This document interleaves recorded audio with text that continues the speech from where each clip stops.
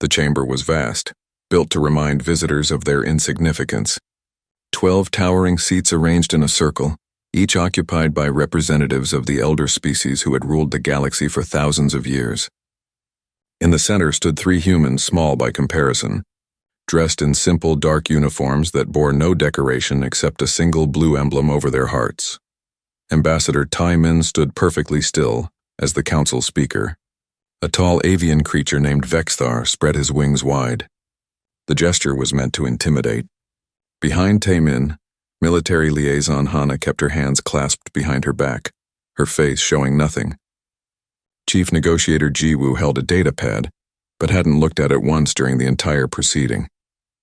Vexthar's voice echoed through the chamber, amplified by technology the Council had possessed for millennia. The Council has reached its decision regarding the human question. Your species has expanded too quickly. You consume too many resources. You adapt technologies at rates that destabilize established markets. You colonize worlds at a pace that threatens territorial agreements centuries old. Taimin said nothing. He simply watched the speaker with dark, calm eyes. Therefore, Vexthar continued, his beak clicking with satisfaction, the Council decrees the following terms. Humanity will surrender all colonies beyond your home system of Sol. All research and development will be submitted to Council oversight before implementation. Your economy will accept regulatory sanctions to prevent market disruption. Your military forces will be reduced to 1/10 of their current capacity. Around the circle, other Council members nodded their agreement. The reptilian War Master Cormac showed his teeth in what might have been a smile. The aquatic trade regent Lythis swayed in her containment sphere, already calculating how to claim human assets. You have 30 standard days to begin compliance, Vexthar said.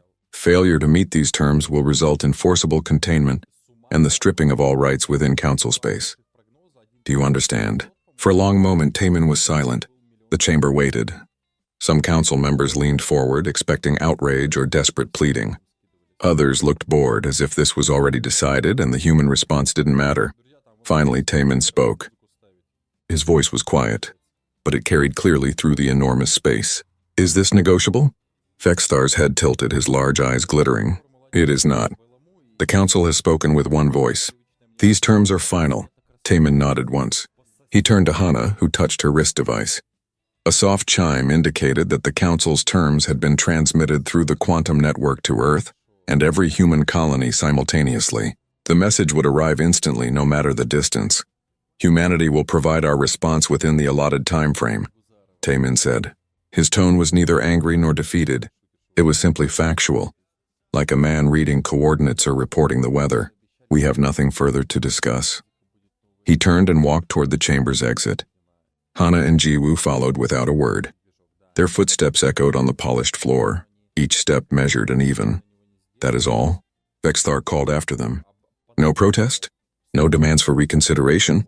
Taimin paused at the doorway but didn't turn around. You said the terms were not negotiable. What would be the purpose of protest? Perhaps an apology for your species' disruption, suggested Lythis, her voice bubbling through her sphere's translator. A recognition of the wisdom of your betters. Now Taimin did turn, but only his head looking back over his shoulder. His expression remained neutral, but something in his eyes made several Council members shift uncomfortably in their seats. Humanity acknowledges the Council's decision, he said. We will respond appropriately. Then the 3 humans left the chamber. The massive doors sealed behind them with a deep, resonant boom. For a moment, the Council sat in silence. Then Vexthar ruffled his feathers and made a satisfied chirping sound, simpler than expected. They understand the natural order after all. They seemed very calm, Cormac rumbled. The War Master's claws tapped against his armrest. Perhaps too calm. They are in shock, Lythis said dismissively. Their pride is wounded. They will rage and deny for a few days, then they will comply.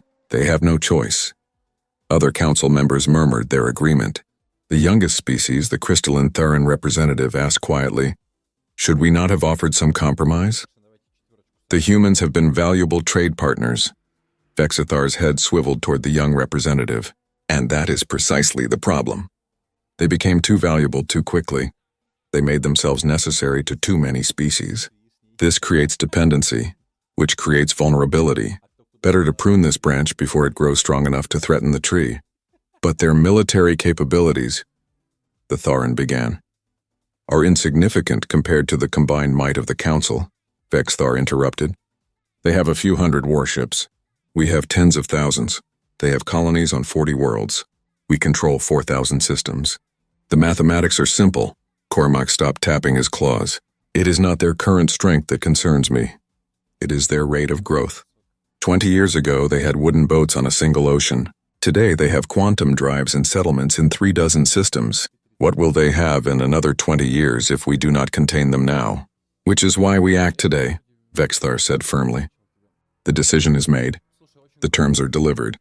Within a month, humanity will be back where they belong, confined to their single system, no longer able to disrupt the established order. The session was adjourned. Council members filed out to their respective embassies and vessels.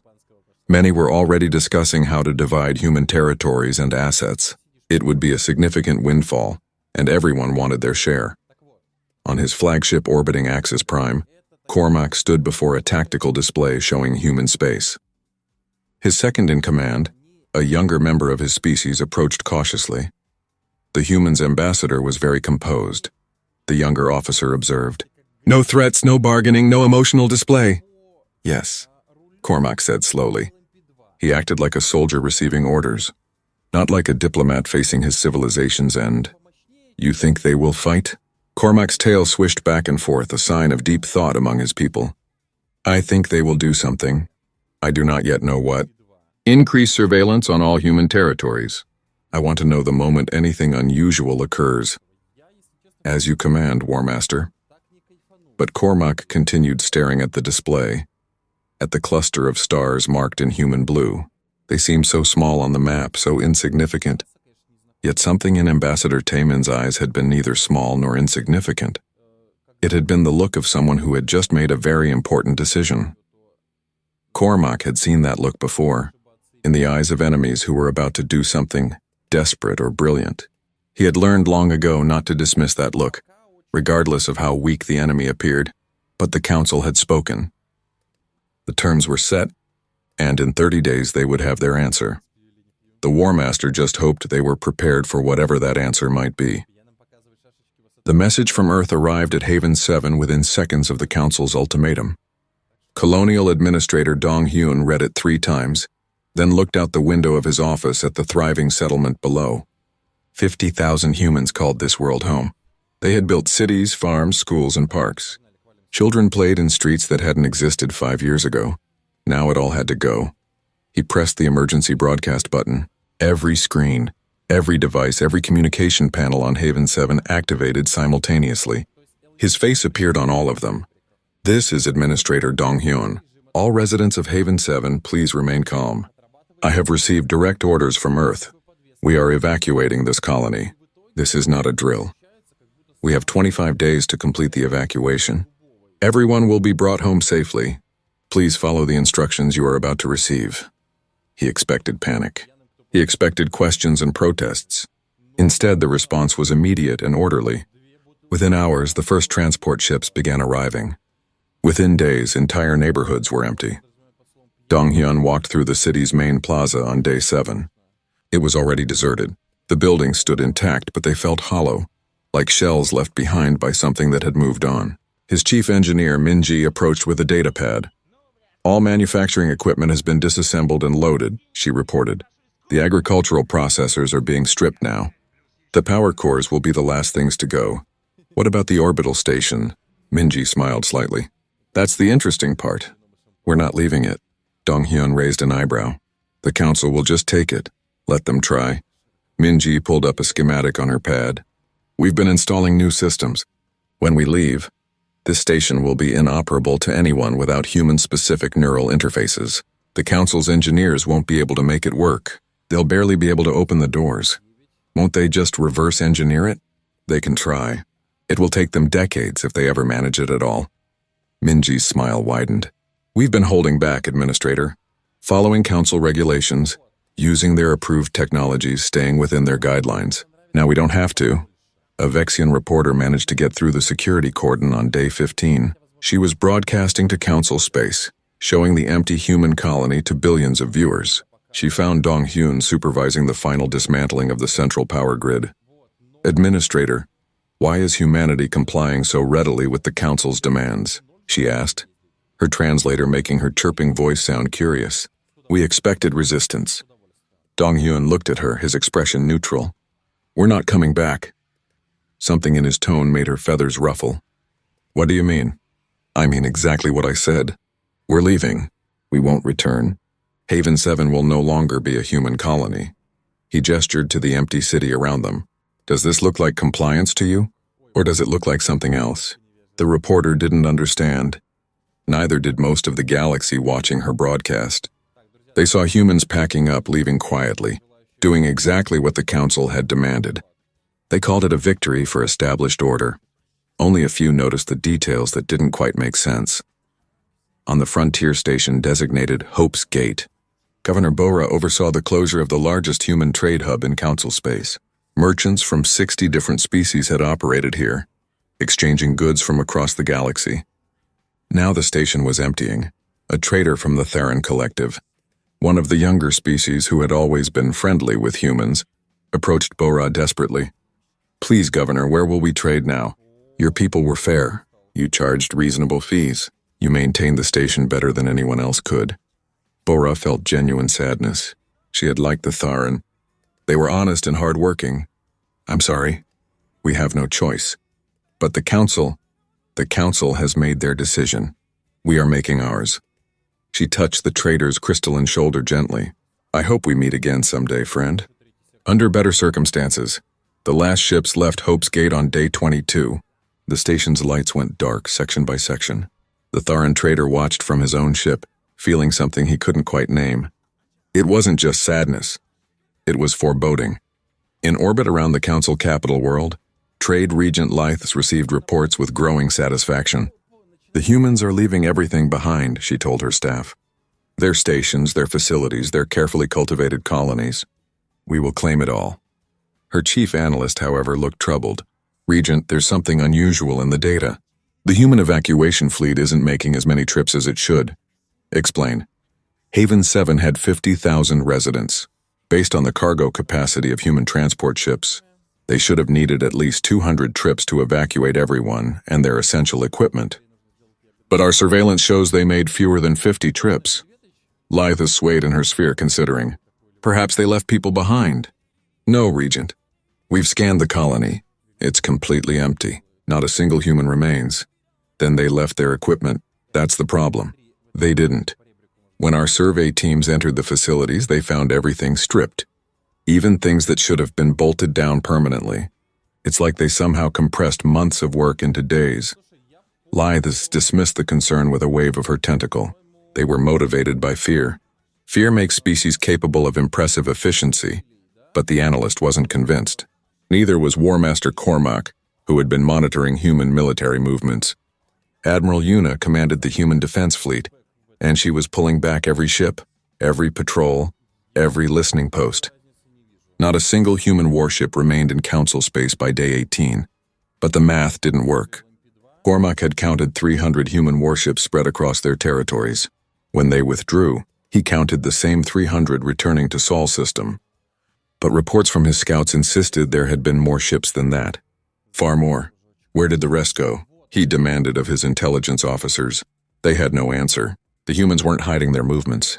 They were just leaving, orderly and efficient, taking everything with them. But the numbers didn't add up, and it bothered Cormac more than any threat or aggressive posture could have. On day 25, the last human colony transmitted its final status report. Empty, evacuated, abandoned. Across Council space, 40 human settlements went dark one by one. Their lights turned off. Their transmitters went silent. Their defenses powered down. It was like watching stars wink out. The Council members who had been assigned to oversee the human withdrawal reported success. Humanity had complied with every demand. They had left peacefully, taking their people home, causing no trouble. It was, they agreed, a model of how younger species should behave when corrected by their betters. Only a handful of individuals felt uneasy. War Master Cormac, a few independent traders who had worked with humans, Some scientists who had studied human psychology, they all sensed something wrong with the picture. Even if they couldn't articulate what it was, the humans weren't fleeing. They weren't even retreating. They were withdrawing. There was a difference, though few in the council understood it. Fleeing suggested panic. Retreating suggested defeat. But withdrawing suggested a choice, a deliberate decision to disengage. And the efficiency with which humanity had withdrawn, the completeness of it, the way they had stripped everything down to the bare walls and taken it all away, that suggested planning. That suggested they had been prepared for this. On Earth, in the headquarters of the Human Defense Initiative, Admiral Una stood before a holographic display of council space.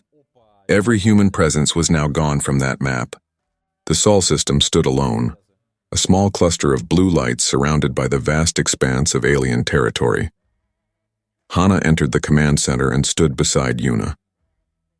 They had worked together for years, and few words were needed between them. "It's done," Una said quietly. "Every human is home. Every asset is secured. Every ship is accounted for." "The council thinks they've won," Hana replied. "Let them think it. We have work to do." Una touched a control and the display changed. New regions appeared on the map, regions beyond council space, unexplored and uncharted territories that the elder species had deemed too difficult or dangerous to colonize. "Phase 2 begins now," Una said. On her display, small blue dots began appearing in those distant regions, human ships moving into the unknown, not fleeing, not hiding, expanding. 3 months after the celebration, Trade Regent Lythis received the first disturbing report. A shipping route that humans had maintained for 70 years had failed. Not just slowed or disrupted, completely failed. Ships attempting to use it found themselves lost in navigational dead zones, unable to calculate safe jump coordinates. "How is this possible?" she demanded of her chief engineer. "The route has been stable for decades." "It was stable because the humans maintained it," the engineer explained nervously. They had placed relay beacons throughout this region, small devices that corrected for gravitational fluctuations and stellar drift. When they left, they took the beacons with them. So place new beacons. "We're trying, Regent, but we can't replicate the human technology. Their beacons were far more sophisticated than ours. Without them, this route is unusable." Lythis swayed in her containment sphere with agitation. "One route. We can compensate, but it wasn't one route." Over the following weeks, 17 major shipping lanes began experiencing problems. Transit times doubled or tripled. Some routes became completely impassable. The galactic economy, which had run smoothly for centuries, started to falter. On Haven 7, the new occupants faced their own crisis. A consortium of 3 species had claimed the former human colony, eager to exploit its extensive mining operations and agricultural facilities. They arrived to find buildings intact and machinery present, but nothing worked. The power grid activated, but only at 30% capacity. The mining equipment turned on, but immediately shut down with error messages in languages the new occupants couldn't decipher. The agricultural processors seemed functional but produced nothing edible, as if calibrated for biology that didn't exist. Engineers from all 3 species spent weeks attempting repairs. They found that every system had been modified by human technicians in ways that weren't documented.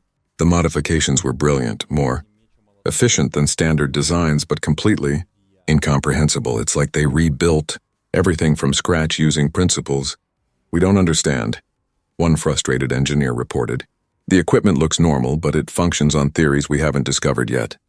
The consortium finally hired non-council engineers, independents who sometimes traded with humans hoping for insight. These engineers examined the facilities and delivered bad news. The humans didn't sabotage anything. They just built things their way. "Your species see 3 spatial dimensions. Humans were apparently working with more. Your physics works with standard quantum mechanics. Human modifications suggest they've moved beyond that. You can't operate their equipment because you literally can't perceive all the variables involved." The consortium abandoned Haven 7 within 6 months. The colony that had housed 50,000 humans and promised vast profits now sat empty and useless, a monument to the gap between human engineering and council understanding. Similar stories emerged from other former human territories. Stations that looked functional but couldn't maintain life support. Facilities that worked perfectly until they didn't. failing in ways that defied troubleshooting, equipment that required neural interfaces nobody else possessed. It was as if the humans had salted the earth on their way out, not with poison, but with sophistication. The economic impact rippled outward. Trade regent Lythus watched helplessly as markets destabilized. Humans had been major trade partners for 70% of council species. Their absence created holes that couldn't be quickly filled. Worse, the technologies they had licensed to other species stopped working. The patents they had shared required periodic authentication through human-controlled servers. Those servers were in Sol system, behind the impenetrable communications blackout. Thousands of factories across council space found themselves with expensive equipment they could no longer operate. Medical facilities lost access to human-developed treatments. Agricultural worlds discovered their human-designed crop varieties wouldn't grow without regular genetic updates from Earth. In 6 months, the galactic economy contracted by 15%. Species that had celebrated humanity's departure now faced recession. 6 months after the withdrawal, Council Intelligence Chief Kreeth delivered a presentation that silenced the council chamber. He showed data that nobody wanted to believe. "We have been monitoring human research projects for decades," Kreeth explained, his multiple eyes scanning the assembled delegates. "Standard procedure for potentially dangerous civilizations. We tracked 47 major human research initiatives." He displayed a holographic list, projects in physics, biology, engineering, computer science, and fields that didn't fit into any existing categories. When humanity withdrew, we assumed they abandoned these projects. However, analysis of data patterns suggests otherwise. Every project the Council was aware of has disappeared completely. Not abandoned, disappeared, as if the humans erased all traces of their work. "Perhaps they destroyed it," suggested one delegate, "spite over their containment." "That's unlikely," Kreeth continued, "because our deep space monitoring stations detected unusual quantum signatures from the Sol system in the months leading up to their withdrawal. These signatures match what we'd expect from several of those research projects reaching completion." The implications settled over the chamber like a cold wind. "Are you suggesting," Vexthar said slowly, "that the humans completed advanced research projects and hid the results from us?" "I'm suggesting that humanity may have been operating on 2 levels of technology. One they showed us which followed council regulations and guidelines, and one they kept hidden, which may have been far more advanced." Scientific Directorate Head Sulvara, a crystalline being of considerable age and wisdom, rose from her seat. "I have reviewed historical data on human technological development. The progression is unusual. They appear to advance in sudden jumps rather than steady evolution. Each jump coincides with periods when they request privacy for internal review of research." "You think they were lying about their capabilities?" Lythus asked. "I think they were being cautious," Sulvara replied. "We told them their advancement made us nervous. So they showed us slower advancement while privately developing much faster. We saw what they wanted us to see." War Master Cormac stood. 3 months ago I ordered probes sent to the Sol system's edge. They were to observe but not approach. None returned. "Destroyed?" someone asked. "Vanished," Cormac corrected. "No debris. No distress signals. They simply ceased to exist at a specific distance from the Sol system, as if space itself ends at that point." "That's impossible," Vexthar protested. "Many things humans do appear impossible by our standards," Cormac said grimly, "yet they do them anyway." The council convened an emergency session to discuss what to do about the Sol system blackout. Speaker Vexthar insisted that humanity was simply hiding in shame. Others weren't so sure. A proposal emerged to send a diplomatic mission to Sol system, to re-establish contact and negotiate trade agreements. The economic damage of humanity's absence was becoming severe. "We need their technology," Lythus admitted reluctantly. "Our economy relied on it more than we realized. We need to open communications. And how do we contact a species that has made themselves unreachable?" Sulvara asked. Nobody had a good answer. Meanwhile, reports began filtering in from the frontier regions, the areas beyond council space that no species had successfully colonized. Strange signals, unidentified ships, rumors of new settlements in regions that should be impossible to settle. A scout from the Tharan Collective, the young species who had always been friendly with humans, returned from a frontier expedition with an incredible story. she had encountered a human ship. The ship had been friendly, had offered assistance, had even helped repair her damaged vessel. But we're beyond Council space, the scout reported to her superiors. How could humans be out here? They're supposed to be confined to Sol system. Her recording showed a vessel unlike any human ship on record. Larger, sleeker, powered by systems that produced energy signatures Council science couldn't explain. The crew had been courteous but had refused to explain their presence in frontier space. Just passing through, they had told the scout. We're exploring new territories. Tell your people the humans wish them well. Then the ship had simply vanished. Not by jumping to faster-than-light travel, which leaves characteristic signatures, but by fading away as if stepping through a door that closed behind them. The Tharan brought this report to the Council. Vexthar dismissed it as either a hoax or misidentification, but Cormac believed it. He had his intelligence service investigate similar reports. Within weeks, they had compiled 24 sightings of human vessels in impossible locations. Ships that appeared where no ship should be able to travel. Settlements on worlds the Council surveys had declared uninhabitable. They're not in Sol system anymore, Cormac told the Council. Or rather, they are in Sol system, but they're also elsewhere. They found a way to be in multiple places simultaneously. Impossible, Vexthar insisted, but his voice lacked conviction. 1 year after humanity's withdrawal, the Council faced an uncomfortable truth. They had tried to contain a dangerous species. Instead, they had removed the one thing holding that species back, the obligation to play by the Council's rules. The Council chamber had been decorated for the occasion. Banners representing all 12 elder species hung from the high ceiling. Light displays created patterns of color that danced across the assembled delegates. A celebration unlike any in recent memory was underway. Speaker Vexthar stood at the central podium, his wings spread wide in triumph. Around him, representatives from hundreds of species gathered to witness what many were calling the Council's finest moment. They had contained a potentially dangerous upstart species without firing a single shot, without losing a single life, without creating a martyr. Today marks a new chapter in galactic order, Vexthar announced, his voice carrying across the vast space. The human question has been resolved peacefully. They have accepted their place. They have returned to their home system. The natural hierarchy has been restored. Applause erupted from the assembled crowd. Some species clapped. Others made sounds of approval according to their biology. The celebration had been building for days. As one by one, the human colonies reported empty and abandoned. Trade Regent Lythis addressed the assembly next, her containment sphere floating up beside the podium.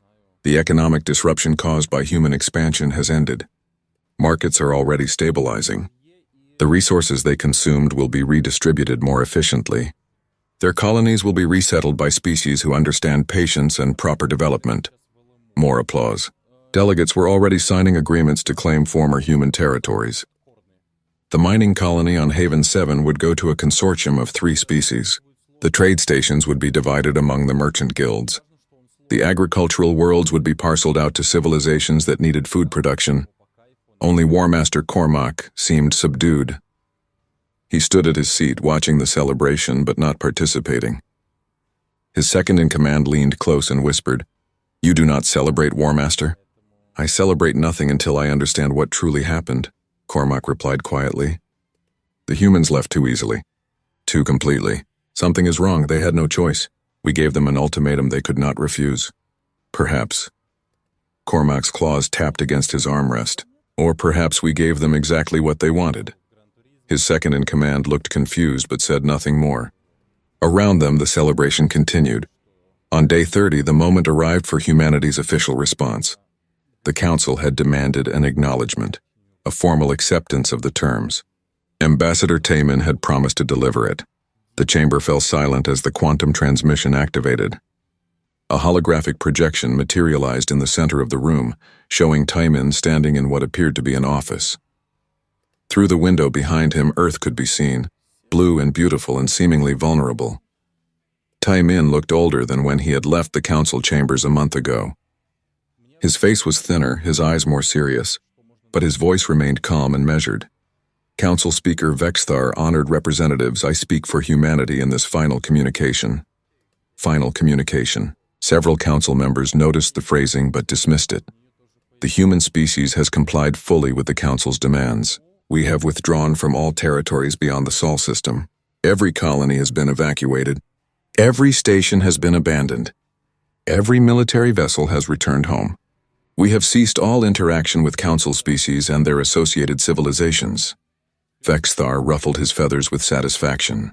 And do you accept the wisdom of the Council's decision? Taemin's expression didn't change.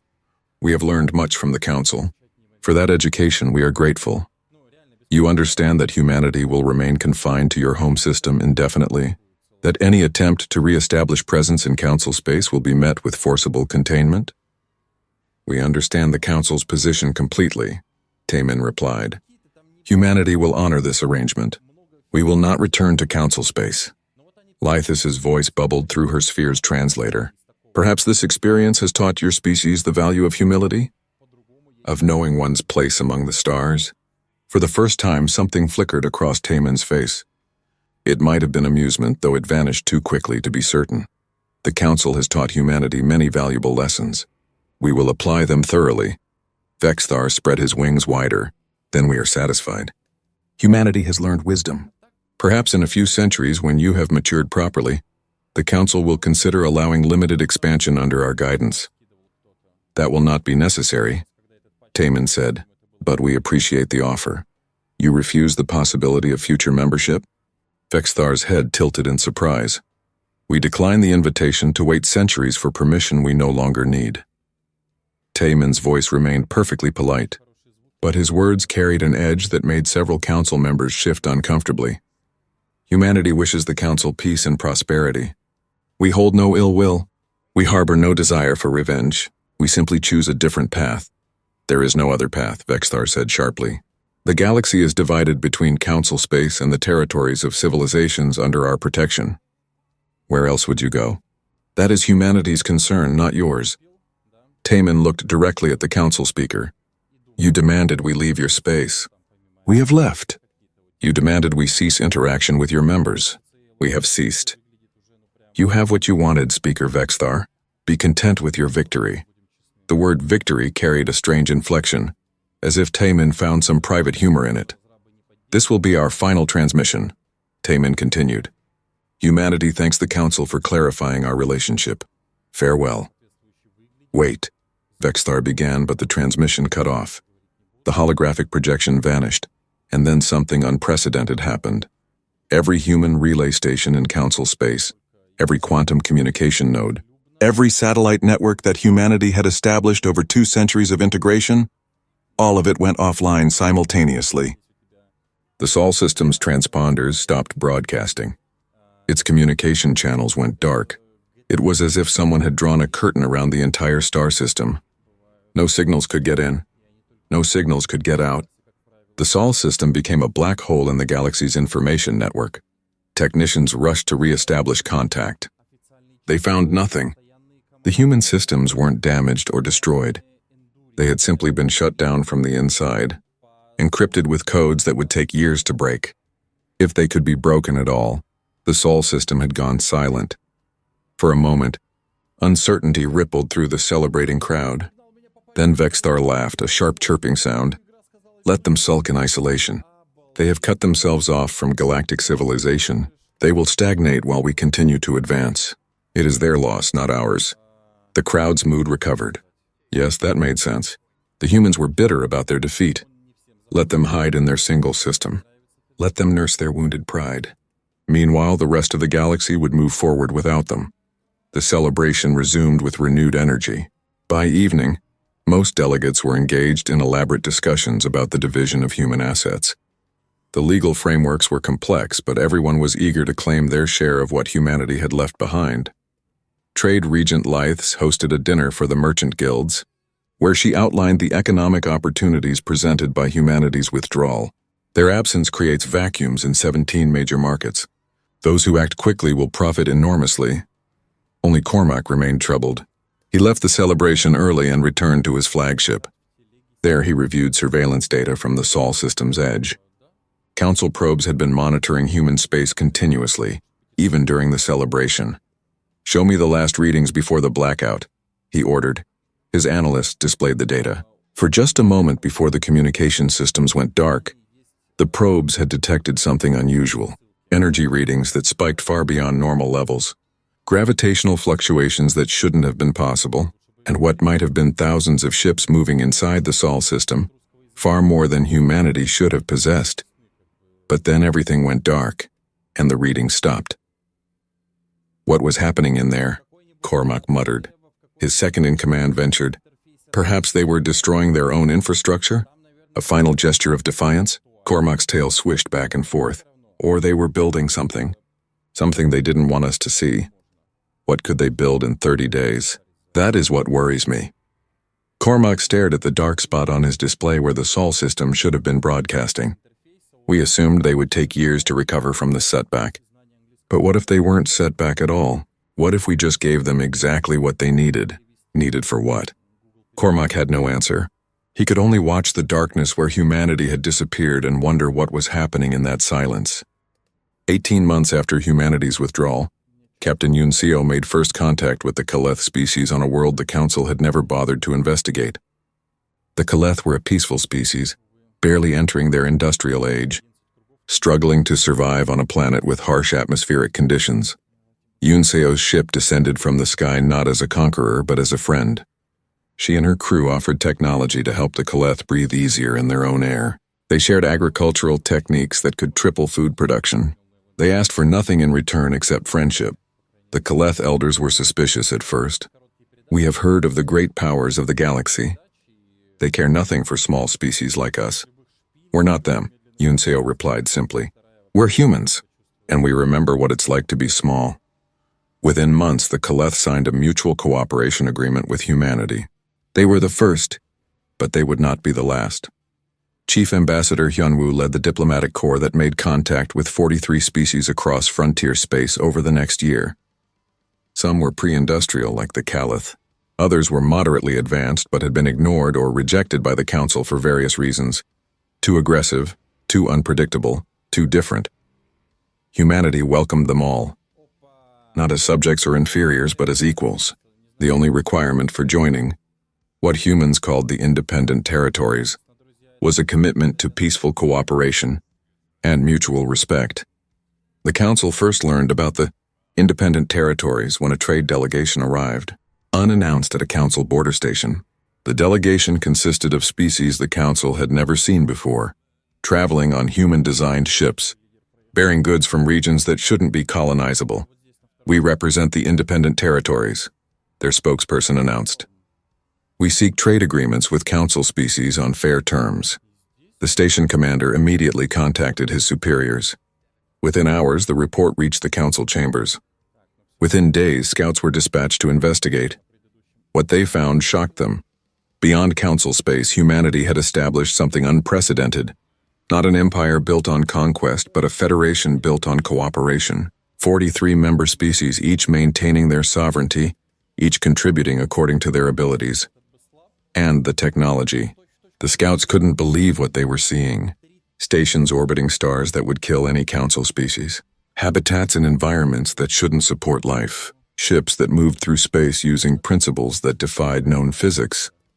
Lead scientist In Young gave a presentation at the first Independent Territories Trade Summit that was attended by Council observers. She explained what humanity had accomplished.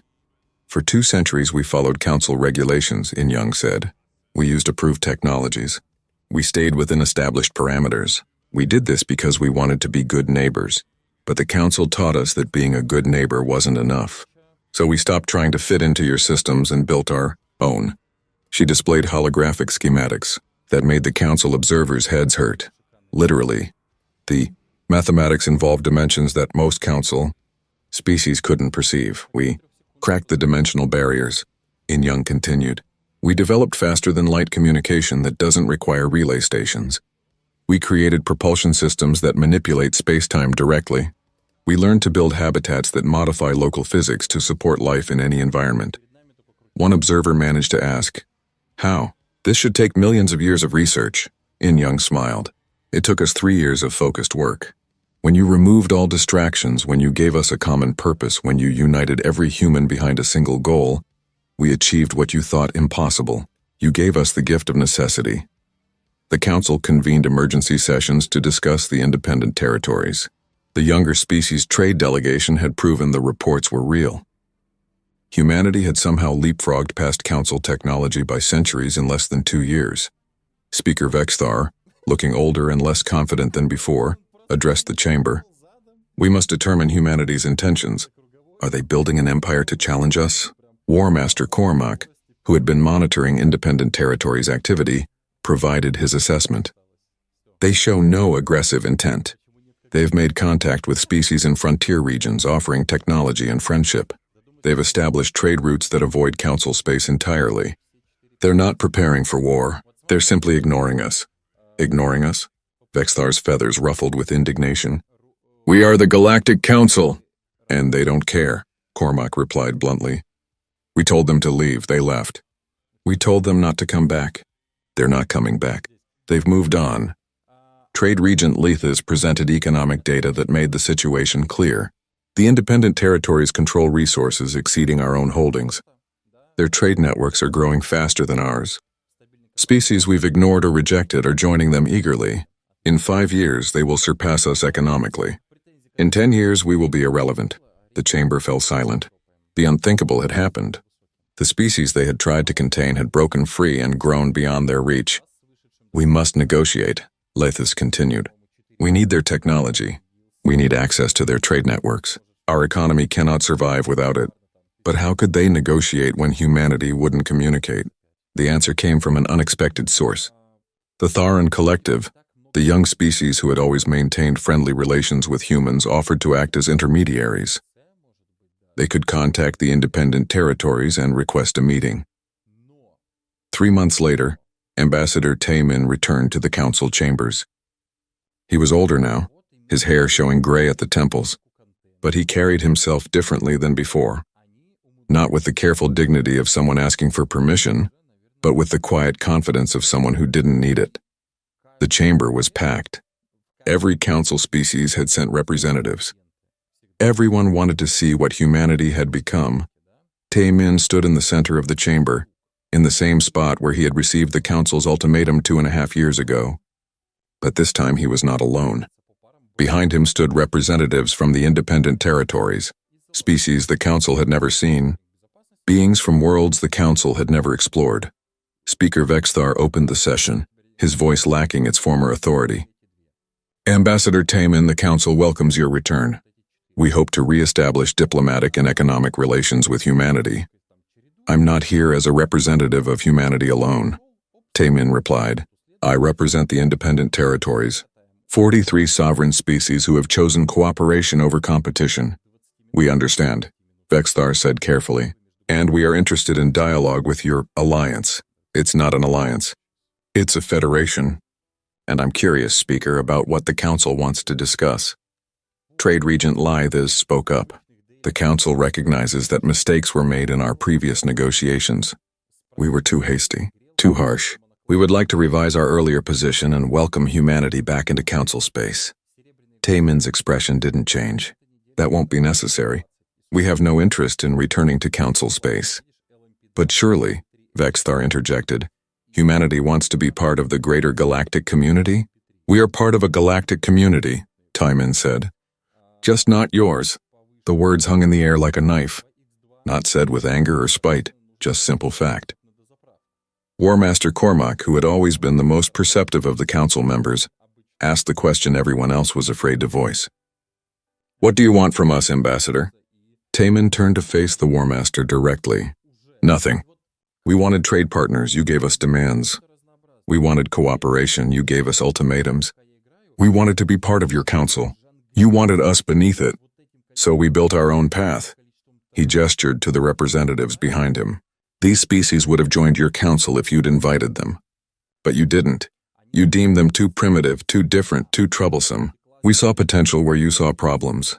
And what is your purpose here today? Cormac pressed. Information.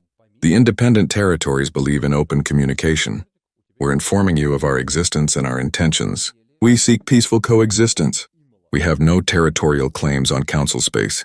We have no aggressive intentions toward council species. We simply want to be left alone to grow in our own direction.